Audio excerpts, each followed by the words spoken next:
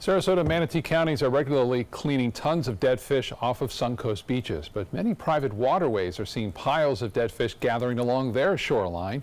Counties have suggested that residents hire fishermen to help clean up, but with a massive amount of marine life washing the shore, these residents are asking for help. ABC 7's Dwayne Lindo is live with a look at what they're dealing with. Dwayne?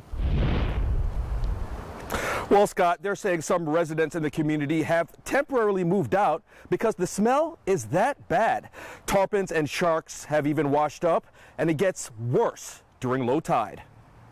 It all comes our way. We've all seen the pictures of dead fish floating on Suncoast waters, but for residents living on the north end of Sarasota Bay, they experience this daily. The smell has already driven away one of our residents. He moved out. Stuart Smith lives in the Wild Oak neighborhood and has endured the smell for weeks. He says this year's red tide and dead fish count has been the most severe in recent memory. The county's solution? Having residents enlist fishermen to clean up sections of the bay. But Smith says that has to be put on hold. The real problem for us is what to do and when.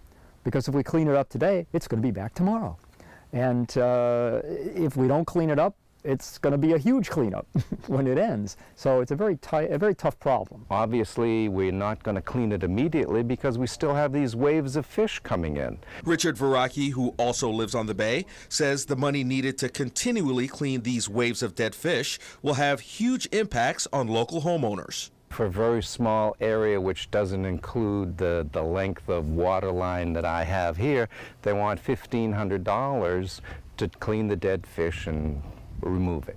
Well, we're talking about, 10 times or 100 times $1,500. He says the heavy burden shouldn't solely fall on residents. I'm sort of hoping and expecting that the county is going to help us here on the bay in the same way that they're helping the people out on the island. In the meantime, Veracki is doing what he says is best for his family.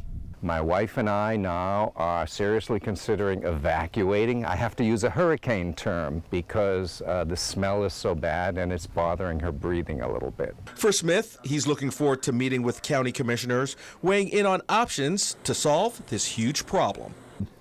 Sarasota Bay is a big resource for this area and a great asset. The whole bay is a mess right now.